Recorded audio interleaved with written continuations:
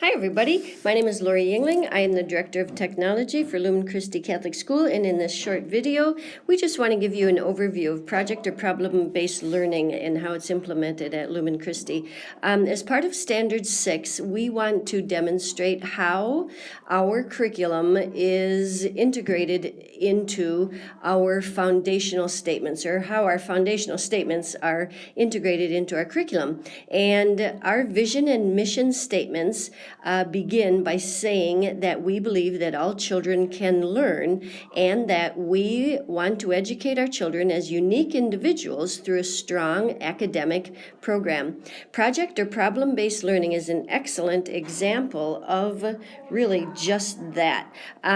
We have done 2 PBL projects, both in 5th grade for the last 2 years, and we're working on expanding that program. So how is PBL defined? The basic definition from the Buck Institute, which is really the authority on PBL projects, defines it as a teaching method in which students gain knowledge and skills by working for an extended period of time to investigate and respond to a complex question, problem, or challenge.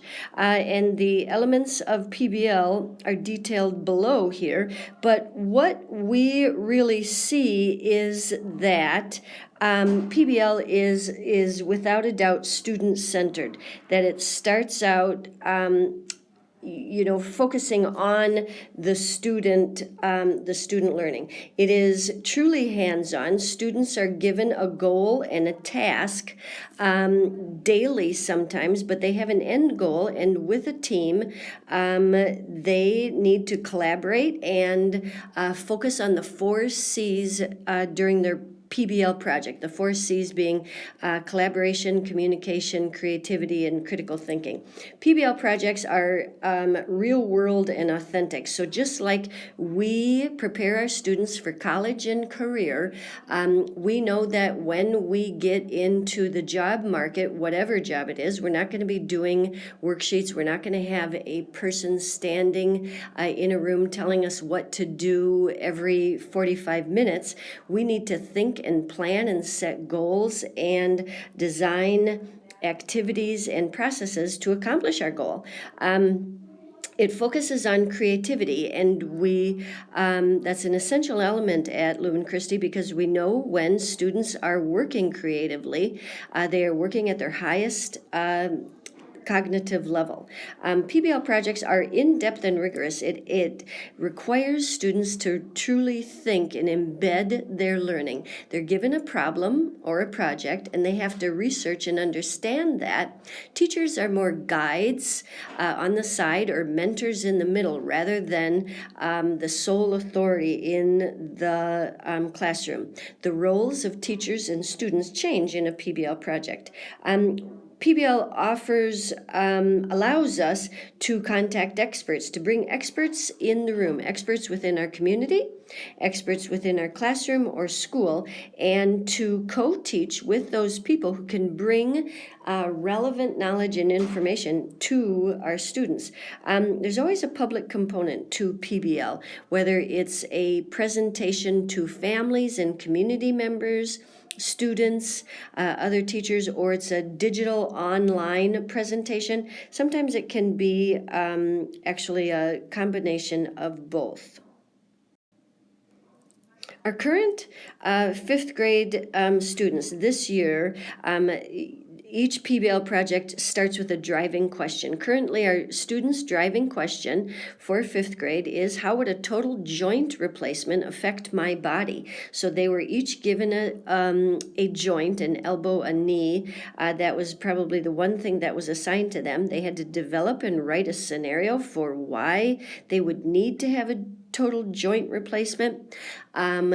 Physicians were brought in to talk about the pieces of the anatomy, skeleton, muscle, how that's all affected. And of course, these are all tied to our science standards. Science, math, writing standards are all brought into this.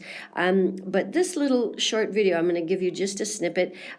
We have a physical therapist brought in as an expert, and he is demonstrating part of his job and how this is going to impact all of our students as they go through the process of learning about a total joint replacement. Okay, so then the way you move the knee, I'll just show you the technique, okay? You say, ready? Here we go, here we go.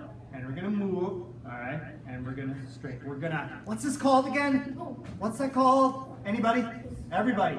Flex, and what's this called? Extend.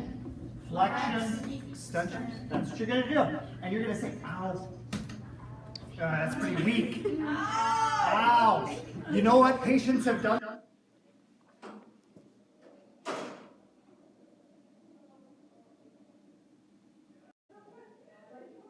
And then last year we did a PBL project where the driving question was, how can we as architects design the Lumen Christi School of the future? And as we happened to be planning a new building design, this was a real world, authentic problem and project. We brought in architects, students were architects, math, science again, writing, all of those content areas were brought in. And this clip just shows a great collaboration among our students.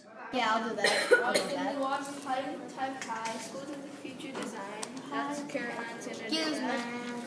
Gizmo. 8 tips for redesigning your classroom space. Megan will do No, that. Megan's not, because like she's still doing her. I know when she's done. Well, this is like the last one that I have to do. We did the science So it won't room. work. We did the classroom. Art room. You're in the middle We did room. music room.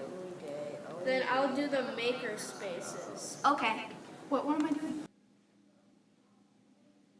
So students were assigned roles, and they we did team building. So they had defined roles and jobs and responsibilities daily to make sure that their team was working efficiently, and they were keeping track of their time and goal setting. So we have found that truly to encourage and engage students in taking ownership of their learning, we have learned a lot about PBL and from PBL, and we truly see it as a fabulous way for students to support and further their own learning.